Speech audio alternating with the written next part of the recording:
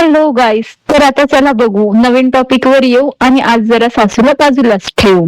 आपण नवीन टॉपिक वर येऊ. नवीन लग्न झालेल्या बायकोशी कसं वागावं हे मी तुम्हाला सांगतेच. त्याच्या आधी चॅनलला सबस्क्राईब करा, लाईक करा, कमेंट करा. चॅनलला सबस्क्राईब करायला प्लीज विसरू नका.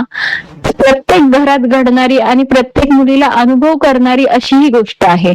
लग्न झाल्यानंतर आहे ना, जेव्हा एक मुलगी नवऱ्याच्या घरी येते तेव्हा ती फक्त तिचा पत्ता बदलत नसते, ती तिचं पूर्ण आयुष्य बदललेलं असतं. ज्या आईच्या कुशीत ती निर्धास्त झोपायची ना, ज्या बाबांच्या सावलीत तिला सुरक्षित वाटायचं, ज्या घरात प्रत्येक गोष्ट तिची होती, आता ते सगळं बदललेलं असतं. सगळं सोडून ती अनोळखी माणसं, अनोळखी घरात येते. अशा वेळी तिच्याकडे तिचा फक्त एकच माणूस असतो, स्वतःचा म्हणावा असावा एकच माणूस, तिचा नवरा. म्हणून नवरा म्हणून आहे ना, तिच्यावर प्रेम करा, तिला समजून घ्या. सुरुवातीच्या दिवसात ती गोंधळलेली असते. प्रत्येक काम करताना तिच्या मनात एकच भीती असते, माझ्याकडून काही चूक तर होणार नाही ना, या घरात सगळ्यांना मी आवडेल ना. अशा वेळी तुमचं एक हसू, प्रेमळ वाक्य, तिच्यावर ठेवलेला विश्वासही तिचं पूर्ण टेन्शन लांब करतो. पण काही घरात असं होतं ना,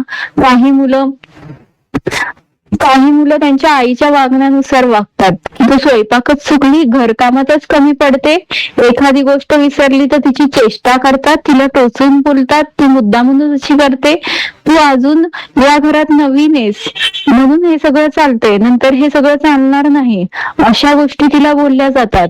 आज ती शिकेल, लक्षात ठेवा मुलांनो, आज ती शिकेल, उद्या ती ते अजून काम करेल. पण तुम्ही हे जे बोललेले वाक्य आहेत ना, ती कधी विसरणार नाही. लग्नाच्या 1 वर्षात तुम्ही जी वागणूक देता ना तिला, तीच वागणूक ती लक्षात ठेवते नंतर. त्याच्यामुळे ती नंतर तुमच्याशी, तुमच्या आईशी कसं वागेल हे तुमच्या आत्ताच्या बोलण्यावरती डिपेंड करतं. ती तिच्या आईशी फोनवर बोलू लागली ना, रडली, बोलली की आई मला तुझी आठवण येते, तर टोमणे मारू नका. सतत काय आई आई करते, आईचा जास्तच लळा. अरे, ज्या घरात ती 20-25 वर्ष राहिली ते घर एकाच क्षणात विसरणं तिला शक्य आहे का? तिचं रडणं म्हणजे ती नवीन घर स्वीकारत नाही असं नाहीये, फक्त ती जुन्या आठवणींना मिस करते, असंच असतं. आणि एक महत्वाची गोष्ट, घरात काही वाद झाला तर सगळ्यांसमोर तिची बाजू न घेता तिला चुकीची ठरू नका. कदाचित ती त्या दिवशी काहीच बोलणार नाही, पण तिच्या मनात एक प्रश्न कायम राहील, माझा माणूसही माझ्यासोबत उभा राहिला नाही. आईचा सन्मान करा. कोण नाही बोलतोय आईचा सन्मान करायला? करा की आईचा सन्मान, पण बायकोला तितकाच आदर द्या. दोघींमध्ये तुलना करू नका. माझ्या आईसारखी भाजी तुला जमणार नाही.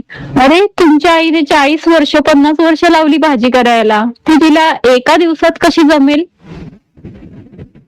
एकीने तुम्हाला जन्म दिलाय, दुसरी तुमच्या पूर्ण दिवसभर किंवा पूर्ण आयुष्यभर सोबत राहणारे, ही गोष्ट विसरू नका. लक्षात ठेवा, नवीन लग्न झालेल्या बायकोला ना रोज महागड्या भेटवस्तू नको असतात. तिला फक्त एवढंच हवं असतं की तुम्ही तिच्या 4 गोष्टी ऐकून घ्याव्या, तिच्या भावना समजून घ्याव्या, तिचा हात धरून फक्त एवढंच बोलावं की मी तुझ्यासोबत आहे.